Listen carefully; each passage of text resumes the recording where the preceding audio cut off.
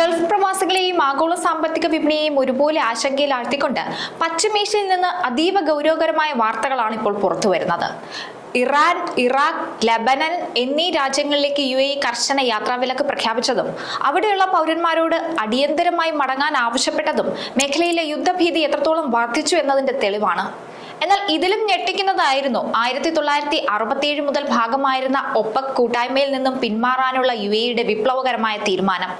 എണ്ണവില ബാരലിന് $100 കടന്നു നിൽക്കുന്ന ഈ സാഹചര്യത്തിൽ UAEയുടെ ഈ തന്ത്രപ്രധാനമായ നീക്കം പ്രവാസികളുടെ ജീവിതത്തെയും ഇന്ധനവിലയും എങ്ങനെ ബാധിക്കും?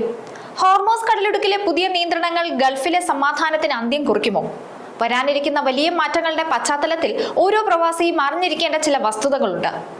പശ്ചിമേഷ്യൻ സംഘർഷം തുടരുന്ന സാഹചര്യത്തിലാണ് UAE വിദേശകാര്യ മന്ത്രാലയം 3 രാജ്യങ്ങളിലേക്ക് പൗരന്മാർക്ക് യാത്രാവിലക്ക് പ്രഖ്യാപിച്ചത്.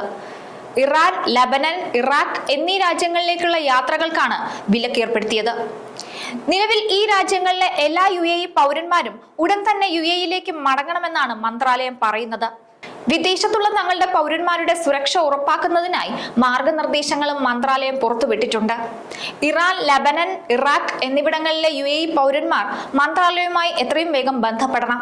പൗരന്മാരെ സംരക്ഷിക്കുന്നതിനായി UAE നടപ്പിലാക്കുന്ന ചില മുൻകരുതലുകളുടെ ഭാഗമായിട്ടാണ് ഈ നടപടി. മേഖലയിലെ നിലവിലെ സംഭവ വികാസങ്ങളുടെ സാഹചര്യത്തിലാണ് UAEയുടെ ഈ നീക്കം. മിഡിൽ ഈസ്റ്റിൽ സംഘർഷം വ്യാപിക്കുന്ന സാഹചര്യത്തിൽ വ്യോമയാന മേഖല കടുത്ത വെല്ലുവിളിയാണ് നേരിടുന്നത്.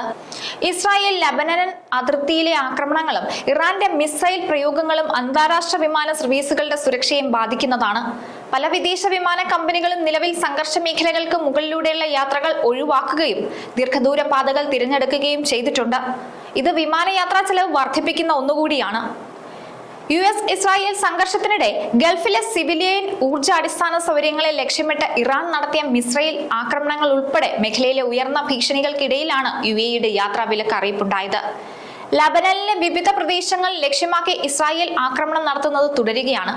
US വീണ്ടും ആക്രമണങ്ങൾ നടത്തിയാൽ ഇറാൻ US കേന്ദ്രങ്ങളിൽ തിരിച്ചാക്രമണം നടത്തുമെന്ന് മുന്നറിയിപ്പും നൽകിയിട്ടുണ്ട്.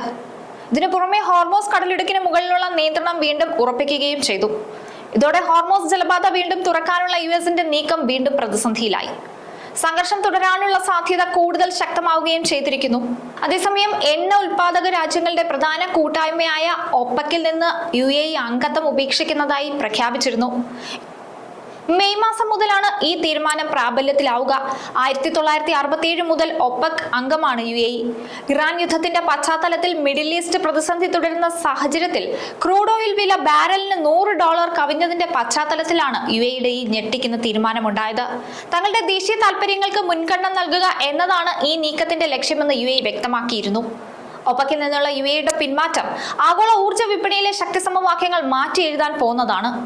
വർഷങ്ങളായി സംഘടനയുടെ ഭാഗമായിരുന്ന രാജ്യം ഉൽപാദന നിയന്ത്രണങ്ങളിൽ നിന്ന് സ്വതന്ത്രമായി തങ്ങളുടെ ദേശീയ താൽപര്യങ്ങൾക്ക് അനുസൃതമായ തീരുമാനങ്ങൾ എടുക്കാനാണ് ഇപ്പോൾ ലക്ഷ്യമിടുന്നത്. മിഡിൽ ഈസ്റ്റിലെ രാഷ്ട്രീയ അസ്ഥിരതയും എണ്ണ വിതരണ ശൃംഖലയിലെ തടസ്സങ്ങളും ആഗോള വിപണിയിൽ വലിയ പ്രത്യാഘാതങ്ങൾ ഉണ്ടാക്കുന്നുണ്ട്.